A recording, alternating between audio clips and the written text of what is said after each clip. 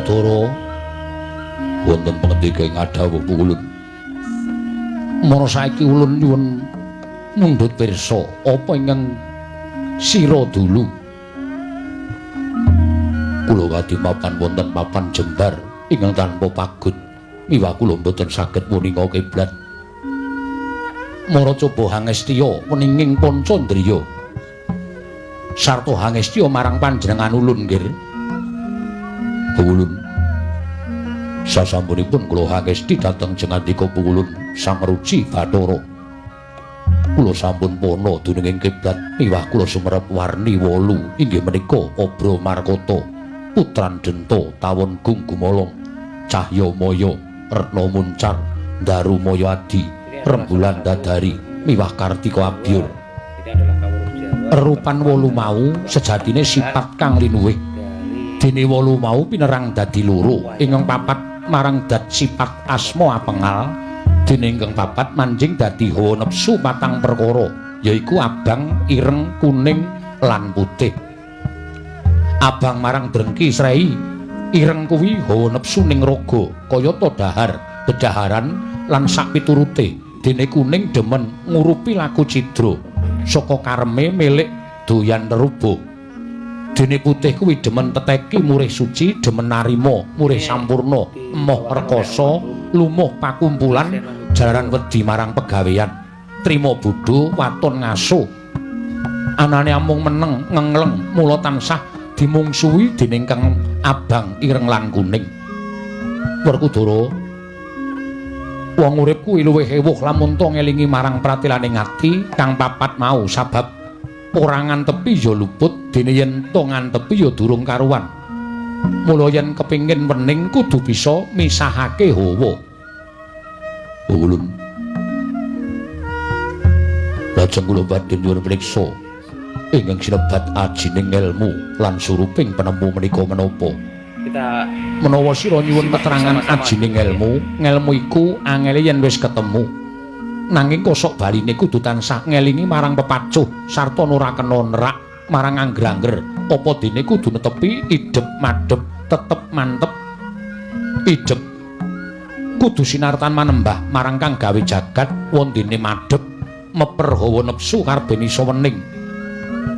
Sabanjure tetep aja kleru marang penggawe dudu.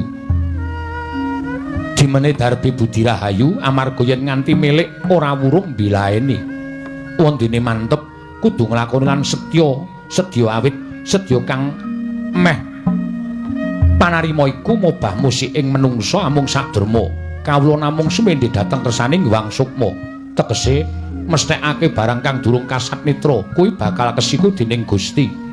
Mengkono kula mungguh manjinging ilmu, wondene suruping ilmu ya kuwi setya, legawa, sabar, narima, berbudi, bawa leksana. Setya legawa aja sugih sujana lan lila ing donya, ikhlas marang pati, pamriye dimen rahayu, nandura kelakuan becik lan suci, tepa-tepa marang sakpadha-padha, sabar narima, tegese sabar den saranta ing tekatira yen to kadukanan dening sukma, kudu narima lan rumangsa. Dene narima yaiku tansah ngenteni siing Hyang Sukma, awit ing tekad usaha nglakoni beja cilaka, lara kepenak, pinter, bodho, wening lan kodeng, urip lan mati. Berbudi tegese demen tutur becik, demen madhangake wong kang peteng pikire sarta tetulung marang wong kang kataman ribet. Wondene bawa leksana kang gedhe hambeke sarta kang luwih budine, aja nista lan kang bisa cukup pamikire, kudu mulat awas lan uga tansah naliti mranata basa tanduking karti sampeka. Dene sirikane yen dusta, candala nganiaya marang sakpadha-padha. Lajeng sangkan paraning dumadi ning titah menika kados pundi?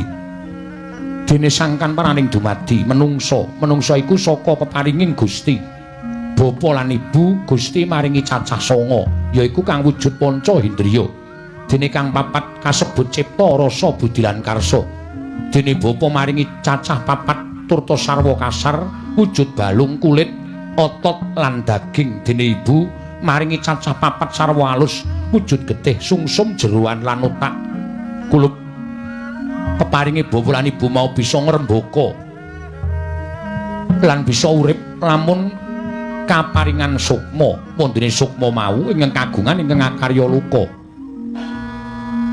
Werkudara kabeh piulang ulun iki mau dadi ngelmu nyata ing reh kasampurnan iya ingaran Tirta Purwita Mahaning Suci ya Tirta Purwita Suci kulup tumuli dina samengko gandeng wis pana nggon kita nampa kelawan apa kang dadi sedya kita lan ulun wis paring sakabehing ilmu ingkang kita butuhake lan kita gayuh mara gagi kulup metu saka gua garbaning sun. Ulun kula sampun ketingal jenak miwah kula sampun ngraosaken sekeca mapan wonten ing mriki. Kula mboten badhe wangsul wonten ing alam padang miwah kula mboten badhe wangsul wonten ing jana loka. Werkudara yen to kaya mengkono kang dadi gegayuhan nyolayani kelawan uriping Hyang Mahanasa ing separing urip kelawan jeneng kita. Kewajiban kita ya kuwi wujuding satriya, mongko kewajiban kita durung sampurna sarta durung rampung nggon kita bakal nentremke jagat sawigung. Mula Werkudara kita metu saka gua garbaning ulun bakal sak jarwa kelawan jeneng kita, nggih.